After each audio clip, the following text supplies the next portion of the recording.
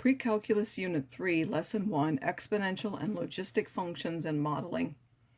So an exponential function is of the form y equals a times b to the power x, where b has to be a number bigger than 0 that can't be equal to 1, and a cannot be equal to 0. The initial value of the function, as always, is when we put 0 in there. That will just give the number a. So the number a is called the initial value of that function. The base b represents either a growth or decay factor.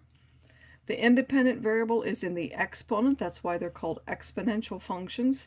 The dependent variable is always positive if a is positive. So it says here it's always positive, but it's really positive if a is positive. The domain from minus infinity to infinity, the range from 0 to infinity, has a horizontal asymptote of the x-axis. Exponential growth is unrestricted, meaning it keeps going up forever, or it would keep going down if we had a negative. Typically, though, these are positive. That's why I've stated these things. If you have b to the x and you happen to have two powers of the base b, then those two things can be equal only if m is equal to n. And now if we were to take different values of x and put them into that function, just so you know, this would be a over b squared, a over b, a times b, and ab squared if we put them in there. If we have b is bigger than 1, that's growth. Again, this is for a bigger than 0, which is the typical situation. And then if it's less than 1, it would decrease. If a was negative, it would be under like that. So as b become larger, it becomes steeper and steeper and steeper and grows up faster. It's increasing and continuous from the domain. If it's between 0 and 1, it is a decreasing function. This is called exponential decay, and it's a decreasing continuous function. So this is called exponential growth. This is called exponential decay. When it's exponential growth, b is called the growth factor. When it's exponential decay, b is called the decay factor. So this one will be decay because that's less than 1. This will be growth because that's more than 1. This would be growth but then modified. And then this one would also be growth, but it would be transformed. So these are not typically pure exponential functions. These two are transformations. A pure exponential function does not have any number added on the outside or on the inside. So here you would simply pick different values of x, typically from minus 2 to 2 or from minus 3 to 3, the integers. You would find those values and graph them. You know that this one goes up forever. This one will go towards the asymptote, which is the x-axis. If you have 2, again, you would put in different powers of minus 2 to 2. You can also go from minus 3 to 3, whatever fits nicely on your graph, and then you would graph those.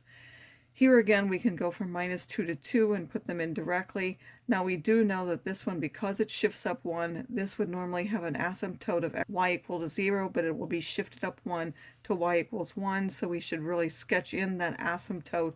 And then once we find some of the points, this one will go up forever, but this one will go down towards that asymptote and never cross it.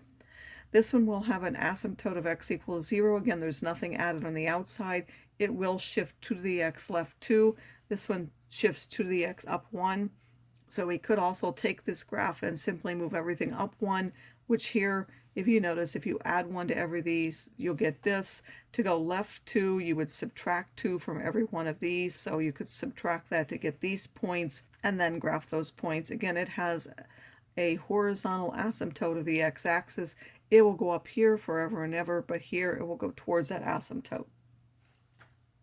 Exponential population models, so if we actually do them for population growth and we have a population p, then we can put out here a p of 0, which is the initial value for the population. That was our a, and then this b, which is our growth or decay factor, is really 1 plus r, where r is the percentage of increase or decrease that we have. So r would be expressed as a decimal, and we have to add that to 1. R, of course, is positive. If it's an increase, it will be negative if it's a decrease. So if it's an increase, this will end up being more than 1. If R is a decrease, then this will end up being less than 1, and we'll have decay. So B, the number that we had before, is 1 plus R. B, again, is the growth factor. R is the rate of increase. R is positive. If you have 0 is less than B less than 1, again, it's a decay factor. Then R is the rate of decrease, and it will be a negative value. The world population in 2000 was about 6.08 billion. The annual rate of increase was about 1.26%.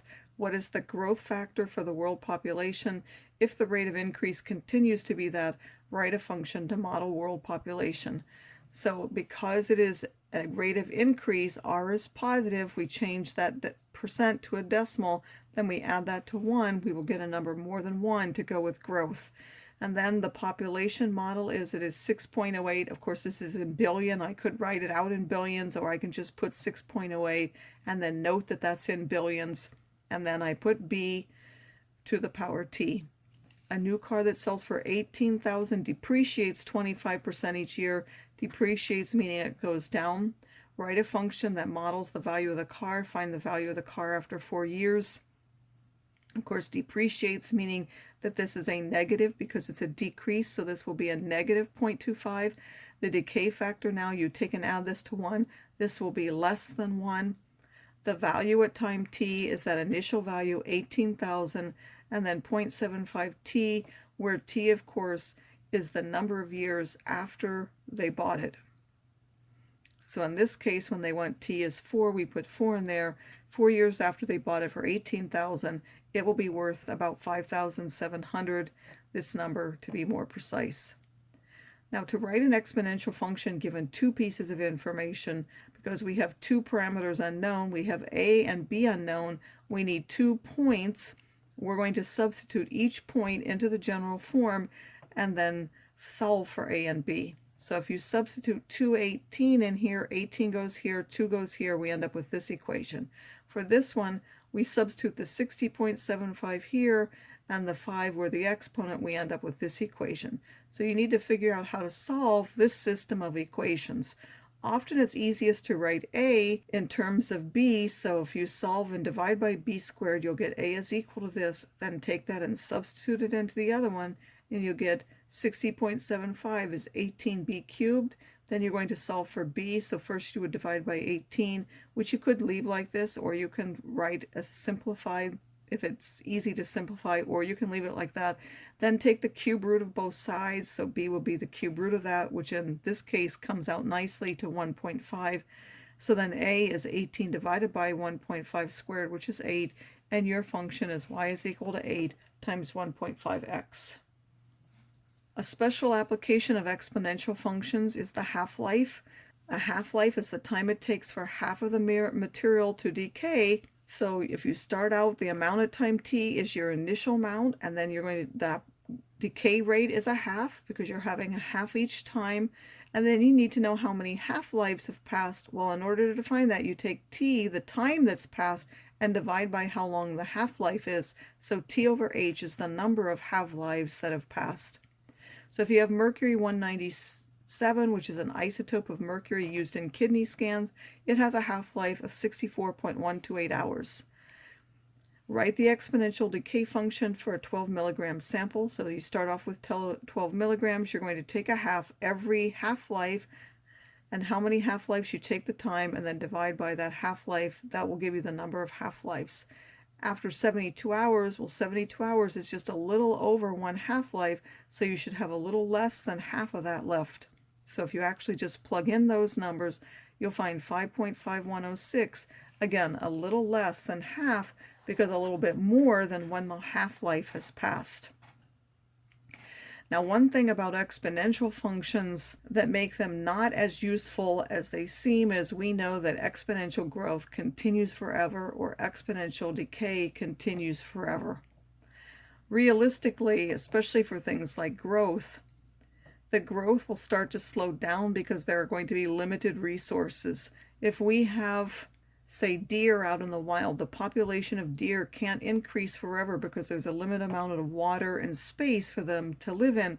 So initially they'll increase exponentially, but then as they start competing for resources, their growth will slow down, and eventually they'll reach the limiting capacity for that area that they're in, and it will level out to the same amount. Now, if some environmental thing happens, like a forest fire, or there happens to be an increase in a predator population or a decrease in a predator population, different things can happen to that population, and you would have to have a different model. So the logistic growth function, f of x equals c over 1 plus a times b to the power x, where this b is usually written as a power of e to the minus x. When you have 1, this is called the logistic function, which we had graphs before. That one had a vertical and horizontal asymptotes of 0 and 1. This is a modification of that, so this one is the logistic growth function. Typically, it is written in this form when we're looking at population size. So instead of C, we put L. This is the limiting capacity or the maximum size that your population can hold. And then these are constants that will relate to that particular population. So the number of students infected with the flu at SHS, which has a total of 800 students after T days, can be modeled by this. Why, again, you can't have more students who have the flu than there are an exponential growth that could continue past how many you actually have, even if it were modeling it. So this will make it more realistic. So that would be 800 over 1 plus 49 e to the minus 0.2. The initial number of infected students would be, again, when you put in 0. If you substitute that, you'll find that 16 students originally were infected with the flu. When will that number reach 200? Well, now you have 200 as the population is equal to that. At the moment, we will solve that graphically by graphing both sides of the equation, finding the point of intersection. It will take about 14 days.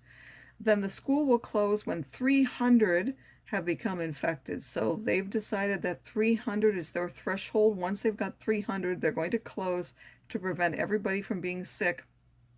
So you want to know when it's 300. Again, you would solve that graphically. If you wanted to know how many there were after, say, 3 days, you would just substitute 3 in there and calculate.